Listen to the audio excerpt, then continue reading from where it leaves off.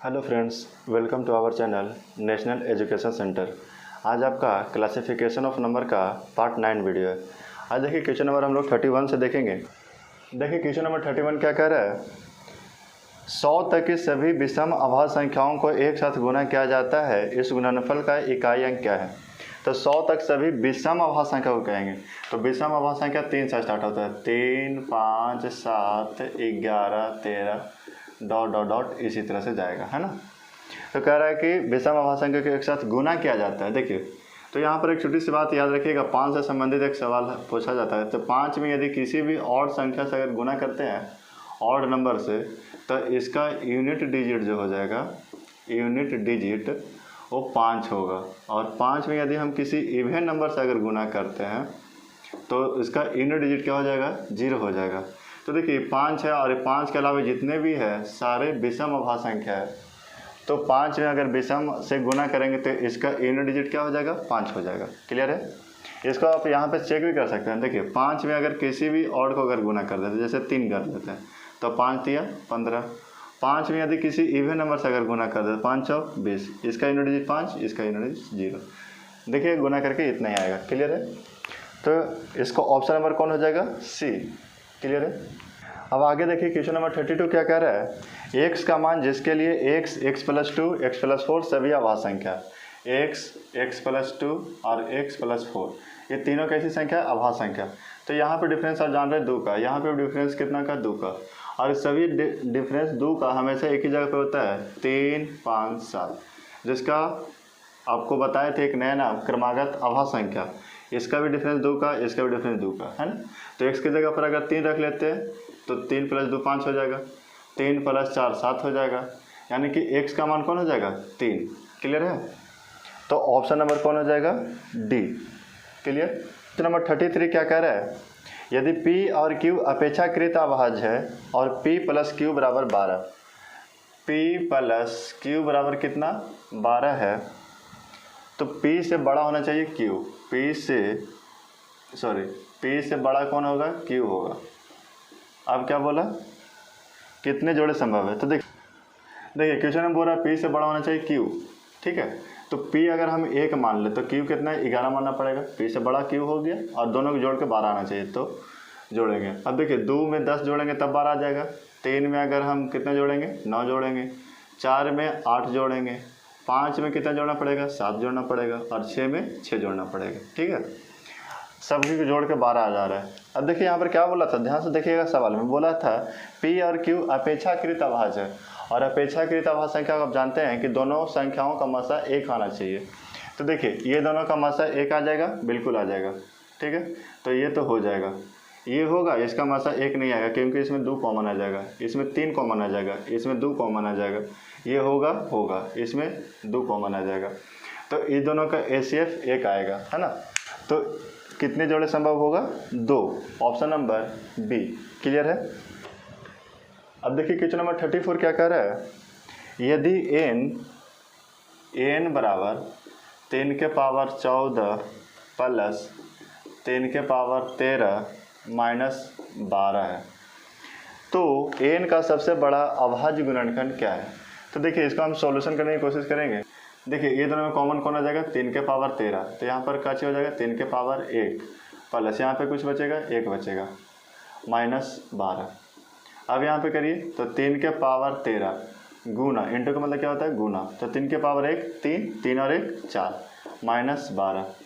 तो 3 के पावर 13, यहाँ पे 3 के पावर 13 को तोड़िए अब, तो 3 के पावर 12 गुना 3 के पावर 1 टूट जाएगा, 3 के पावर 13 हो जाएगा, गुना 4 माइनस 12। तो 3 के पावर 12 गुना 3 चौक कितना हो जाएगा, 12 माइनस 12। अब यहाँ पर से देखिए 12 कॉमन आ रहा है, 12 कॉमन ले लेंगे, तो 3 के पावर 12 माइनस 1। अब देखिए 12 इंटू 3 के पावर 12 को हम लोग तोड़ना चाहते हैं स्क्वायर में, तो कैसे टूटेगा, 3 के पावर 6 का होल स्क्वायर लिख सकते हैं ना, बिल्कुल लिख सकते हैं। और 1 का मतलब 1 का स्क्वायर भी लिख सकते हैं, कोई फर्क नहीं पड़ेगा। अब देखिए इसको करेंगे तो a square minus B square, तो a + b into a minus B हो जाएगा ना। अब गुना 3 के पावर 6 का मान होता है 729 और 1 730, 729 और -1 728। अब देखिए यहीं पर से करके गुणनखंड करिएगा तो सबसे बड़ा अभाज्य गुणनखंड किस में मिलेगा, देखिए 73 में। इसको हम लोग करेंगे तो 10 गुना 73, तो सबसे बड़ा अभाज्य संख्या कौन दिखाई देगा, 73। तो ऑप्शन नंबर कौन हो जाएगा, डी। क्लियर है। अब देखिए क्वेश्चन नंबर 35 क्या कर रहा है, P एक अभाज्य संख्या है जो 5 से अधिक है। P जो अभाज्य संख्या है वो 5 से क्या है, बड़ा है, अधिक है। तब P² -1, P² -1 क्या होगा। तो देखिए 5 से बड़ा P, तो P की जगह पे कौन कौन बैठ सकता है, 7, 11, 13 ... इसी तरह से जाएगा। देखिए 5 से बड़ा है कि नहीं P, तो P की जगह पे 7 बारी बारी से बैठा के देखेंगे तो 7 का स्क्वायर -1, तो 49 - 1 कितना हो जाएगा, 48। 7 का स्क्वायर 49 -1 कितना हो जाएगा, 48। अभी कितना हो जाएगा, 11 का स्क्वायर -1 121 -1 कितना हो जाएगा, 120। 13 का स्क्वायर -1 कितना हो जाएगा, 169 -1 कितना, 168। आगे इसी तरह से देख भी सकते हैं आगे भी। अब देखिए इसी पे समझने की कोशिश करते हैं। देखिए कह रहा है कि 6 से कभी विभाज्य नहीं है, 6 से तो विभाज्य है ही है, सब 6 से कट जाएगा, तो ये तो गलत बोल दिया। देखिए बी में कह रहा है हमेशा 6 से विभाजित हो सकता है, 12 से विभाज्य हो या नहीं। देखिए ये सारे 12 से भी विभाज्य हो जाएंगे, ठीक है, तो ये भी ऑप्शन गलत बोला है। ऑप्शन सी में देखिए बोला है 12 से विभाजित हो सकता है, 24 से विभाज्य हो या नहीं। देखिए ये सारे 24 से भी विभाज्य है, तो ये भी ऑप्शन गलत हो गया। लेकिन ऑप्शन डी में कह रहा है हमेशा 24 से विभाज्य है, बिल्कुल सही बोला है। आगे कितना भी करिएगा तो हमेशा 24 से विभाज्य ही आएगा। देखिए 24 से विभाज्य है, ये भी। देखिए यहाँ पे छोटी सी एक बात समझिएगा, 24 से विभाज्य का मतलब 24 का फैक्टर भी जितना भी होगा उससे भी विभाज्य होगा। जैसे देखिए इसका 2 हो जाएगा, 3 से, 4 से, 6 से, 8 से, 12 से, अब कितना से, 24 से। इसका मतलब ये हुआ कि 24 से जो संख्या विभाज्य होगा वो 2 से भी विभाज्य होगा, 3 से भी, 4 से भी, 6 से भी, 8 से भी, 12 से भी और खुद 24 से भी। यहाँ पर आप कह सकते हैं कि P² -1 जो होगा वो क्या हो जाएगा, हमेशा 24 से विभाज्य आएगा। क्लियर है।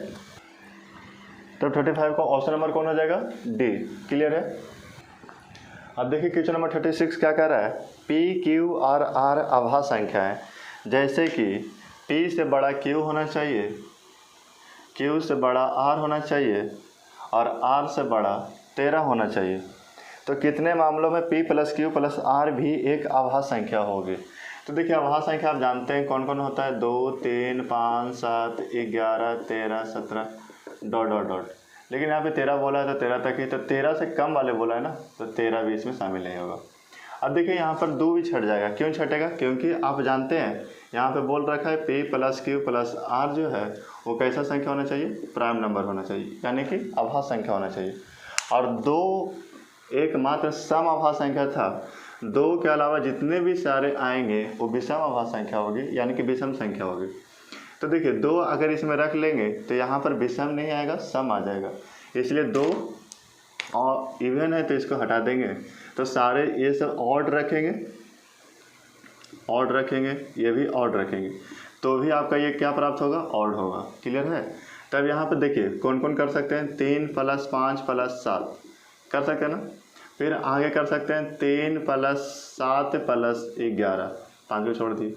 आप क्या कर सकते हैं, 5 + 7 + 11। आप कर सकते हैं 3 + 5 + 11। अब देखिए यहाँ पर सबको जोड़ के देखिए ऑड आ रहा है कि नहीं, तो 7 और 5 12, 12 और 3 कितना हो जाएगा, 15। देखिए 11 और 7 18 और 3 18, 19, 20, 21। आगे देखिए 11 और 7 18 और 5 कितना हो जाएगा, तो 18, 2, 20 और 3 23। 11 और 5 कितना हो जाएगा, 16, 16 और 3 कितना हो जाएगा, 19। आप जानते हैं कि 15 अभाज्य संख्या नहीं है और ये अभाज्य संख्या पूछ रहा था, 15 अभाज्य संख्या होगा, नहीं होगा, तो ये नहीं होगा। 21 अभाज्य संख्या है, नहीं है, क्योंकि एक और अपने आप के अलावा किसी और संख्या से भी कट जा रहा है, तो ये 21 भी अभाज्य संख्या नहीं है। लेकिन 23 और 19 आपका दोनों अभाज्य संख्या है, तो कितने बन सकते हैं, कितने मामलों में संभव है, 2 मामलों में, 1 और 1, 2। क्लियर है। तो ऑप्शन नंबर कौन हो जाएगा, बी। क्लियर है।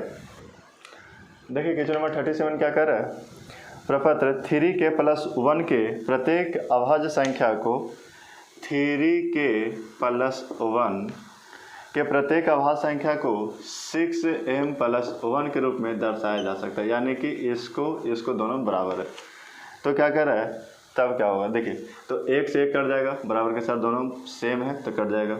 अब 3 के बराबर क्या हो जाएगा, 6m, ठीक है। तो k बराबर क्या हो जाएगा, 6m बटा 3 दूना का 6, तो k का मान क्या चल जाएगा, 2m। और आप जानते हैं किसी भी m की जगह पर कोई भी पूर्णांक अगर ले लेंगे उसमें 2 से गुना कर देंगे तो संख्या कैसा बन जाएगा, सम बन जाएगा। एज फॉर एग्जाम्पल मान के चलिए 2 है और कोई भी पूर्णांक मान लीजिए, मान लेते हैं 3, देखिए सम बन जाएगा। 2 है, इसमें अगर 4 मान ले तो 4 दूना 8, सम है कि नहीं है। आप ही मान सकते हैं, 2 के साथ कोई भी पूर्णांक मान सकते हैं। -3 मान ले तो -6 हो जाएगा, देखिए पूर्णांक है ना, क्लियर है। तो 2 के साथ अगर 0 मान ले तो 0 हो जाएगा। तो 2 के साथ किसी भी से पूर्णांक को अगर गुना करते हैं तो कैसी संख्या प्राप्त होती है, सम संख्या प्राप्त होती है। तो ऑप्शन कौन हो जाएगा, बी, के सम है। क्लियर है। देखिए क्वेश्चन नंबर 38 क्या, देखिए 2 अंकों की सबसे बड़ी अभाज्य संख्या कौन होती है, 97। 2 अंकों की सबसे बड़ी अभाज्य संख्या 97, उसको 11 से अगर विभाजित करेंगे तो इसका शेषफल जो होगा वो क्या बन जाएगा, 9। 11 8 88 और 9 कितना हो जाएगा, 97। देखिए यहाँ पर एक छोटी सी बात याद रख सकते हैं, एक अंकों की सबसे छोटी अगर अभाज्य संख्या बोलेगा तो 2 है, और एक अंकों की सबसे बड़ी अभाज्य संख्या बोलेगा तो 7 है। 2 अंकों की सबसे छोटी अभाज्य संख्या बोलेगा तो कितना हो जाएगा, 11 हो जाएगा। 2 अंकों की सबसे बड़ी अभाज्य संख्या बोलेगा तो कितना हो जाएगा, 97 हो जाएगा।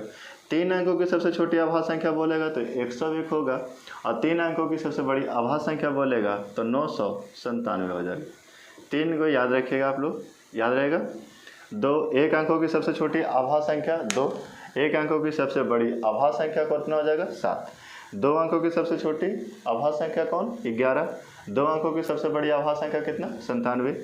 3 अंकों की सबसे छोटी अभाज्य संख्या कौन हो जाएगा, 101, और 3 अंकों की सबसे बड़ी अभाज्य संख्या कौन होगा, 997। क्लियर है। अब देखिए क्वेश्चन नंबर 39 क्या कह रहा है, निम्नलिखित कथनों पर विचार करें। देखिए पहला क्या कह रहा है, प्रत्येक मिश्रित संख्या एक प्राकृतिक संख्या है। देखिए यहाँ पर आपको बताए थे कि नेचुरल नंबर यानी कि प्राकृतिक संख्या, प्राकृत संख्या को हम लोग 2 पार्ट में बांटेंगे। कौन कौन, एक बांटते हैं हम लोग कंपोजिट नंबर यानी कि संयुक्त संख्या, और एक बांटे थे अभाज्य संख्या। याद है, संयुक्त संख्या के इसमें बहुत सारा नाम होता है। देखिए संयुक्त संख्या बोल सकते हैं, या मिश्रित संख्या बोल सकते हैं इसको,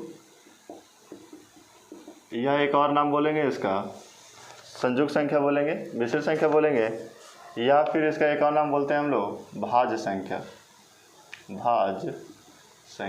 ये तीनों एक ही नाम है। क्लियर है। तो देखिए प्राकृतिक संख्या को ये दोनों पार्ट में बांटे, संयुक्त संख्या या आभाज्य संख्या। संयुक्त संख्या को हम लोग मिश्रित संख्या बोल सकते हैं, मिश्रित संख्या या आभाज्य संख्या एक ही।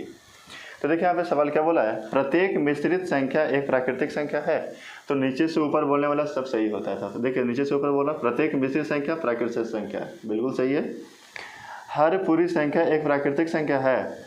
देखिए पूरी संख्या प्राकृतिक संख्या जरूरी नहीं है, क्योंकि अगर हम 0 बोल रहे हैं तो 0 संख्या तो है, लेकिन आपका प्राकृतिक संख्या नहीं है। तो ये ऑप्शन ऐसे ही गलत हो गया।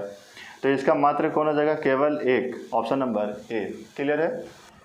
अब देखिए क्वेश्चन नंबर 40 क्या कह रहा है, P एक अभाज्य संख्या है जो कि 3 से अधिक है।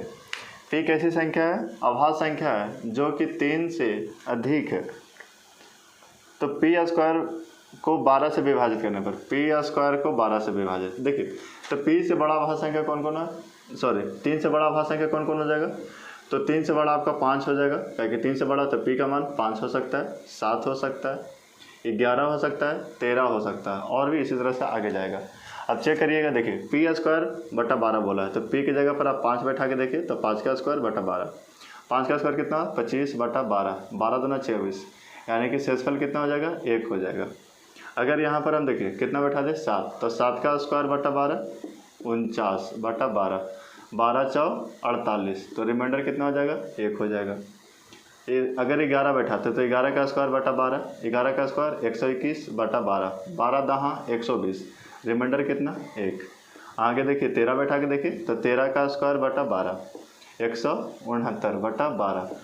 अब देखिए 169 को 12 से भागा देखिए, 12 में 169 से भागा दीजिए, 12 एकम 12, 4 9, 12 चौ 48, 1। तो इसका भी रिमाइंडर कितना आ गया 1 आ गया। यहाँ पर साफ कह सकते हैं कि 3 से बड़ा जो भी अभाज्य संख्या है उसका वर्ग करके 12 से अगर भागा देंगे तो उसका रिमाइंडर हमेशा कितना बचेगा 1 बचेगा, यानी कि शेषफल कितना बचेगा हमेशा 1 बचेगा। तो देखिए यहाँ पर क्या करा है, पी स्क्वायर को 12 से विभाजित करने पर क्या शेष बचेगा, तो हमेशा कितना बचेगा 1, ऑप्शन नंबर ए। क्लियर है। आज के लिए इतना ही रहने देते हैं, अब बचा हुआ क्वेश्चन को नेक्स्ट वीडियो में देखेंगे। Thank you.